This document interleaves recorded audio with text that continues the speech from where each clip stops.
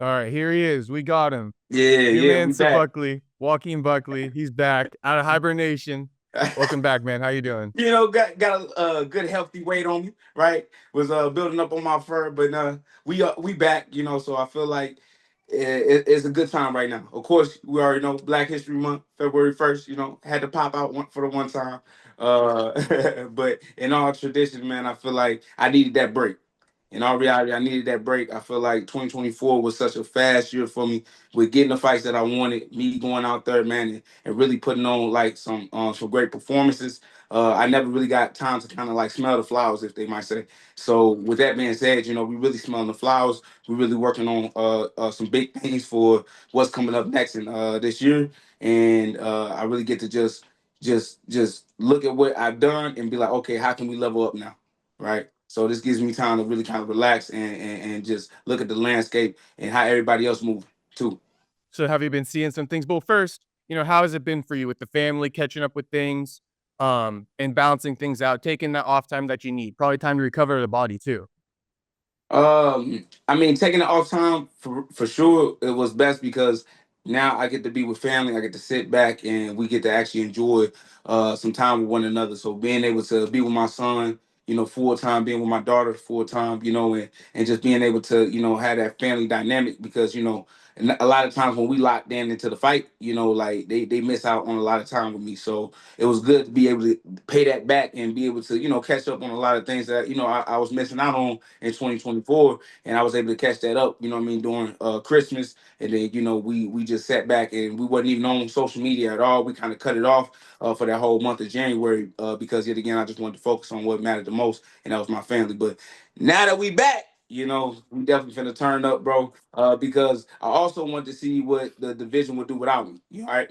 Obviously the division gonna move how it move, but it's just like ain't no welterweights in the division making no noise. And the only person that was making noise was the dude that I ended up whooping on, and that's Colby Covington.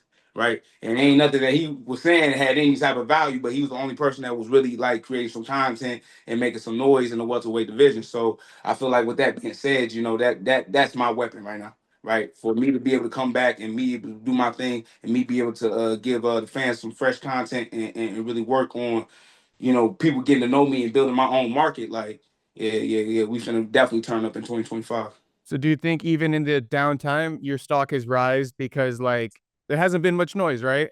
Exactly, Yeah. exactly. I think so, right? It's just like when people see you too much and too often, right? They get used to you, right? And people don't really know what they got, until it leaves. So I feel like it's always the fight, right? It's always the fight that I feel like people are always entertained by. But I feel like it's also my content that brings that also that anticipation and that excitement for my fights, right? With whatever fight that I'm talking about, whatever fight that I'm pretty much digging on and going back and forth in the on Instagram or on Facebook or on YouTube, whatever. I feel like those type of things. I'm creating those storylines for people to follow, which gives more engagement into my fights. So with that being said, though, I feel like a lot of people been wondering like where I was at. So just to let them know, man, we back and yeah, we finna turn up. And I always say it's like a season when you fight because of all the entertainment you put behind it. Not everybody can do that. You know what I mean? So I've been missing you for sure. That's why I've been trying to get you back on. Were you planning on doing an interview like at all, or did I have to like kind of drag you out a little bit? You dragged me out a little bit. I ain't I gonna did. lie, Oh, I but did. but you my boy. Like I Yeah, yeah, said, once yeah. I get that strap, you be the first person I talk to. Hell yeah, hell yeah. Just because that relationship that we have. But with everything that's going on, I got a busy ass schedule, man. Like I feel like not only am I a full time fighter, but I'm a full time father too, man. Like taking care of these kids is a big responsibility for me. And of course I got help with my partner.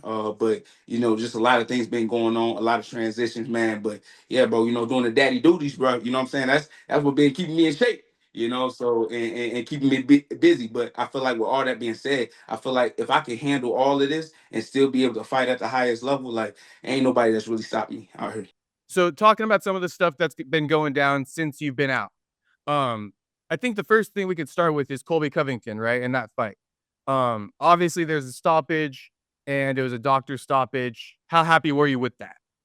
Bro, I was upset as hell. I was not happy about that whatsoever. Because we could have took him out, I believe, in the first or in the second round. But I really wanted to test myself and just see like what my cardio was like, right? Because that was always the big debate. You know what I mean? Can Buck fight 5 rounds? Can he keep up that same pace? Can he keep that same energy? Right? Will he have that knockout power in the later rounds? And that's what I really, not just from the fans' perspective, but I wanted to find that out for myself because it's easy to talk like that until you get there. But I felt like we was getting close, you know, and we was getting to that moment, and it kind of got robbed from us because I was setting up something nice, something very beautiful. But now that I wasn't able to show that or showcase that knockout, now we got it, in the books for somebody else. So, but he would have been a perfect opponent to kind of hit it on, and it would have been another viral moment for him. Yeah. So you felt like the finish was coming and they stopped it prematurely. Yeah, they robbed me. They robbed Yeah. me. Do Yeah, you think, yeah. like, because I couldn't tell, but, like, I don't know, I guess because we got a relationship, so I don't know, sometimes when I have these thoughts in the middle of the fight, I can't tell if, like, I'm being biased, if I'm just keeping it 100, right? I got But you. I feel like Colby, when he got cut, he kept wiping it, like, reopening it and shit. Did you Yeah, notice yeah, that? yeah. Like, I almost felt like he was trying to get it called off, but again, I could be a little bit biased. Well, I can't really say what he was doing or why he was doing that, but it affects a lot of guys. So even if he didn't understand what he was doing, like he was still making it worse, right? By opening up, taking the Vaseline out, right, and allowing that blood to drip. So I think just with him feeling it right there, I don't like I said, I can't speak for Kobe, so that's a great question for him. But I think it was a way to kind of get out of the fight, right? Like to get that excuse and have the doctor come in, right, and to save him pretty much from turning his TV off because that's what we were planning on doing. You know what I mean? Separating him from his consciousness.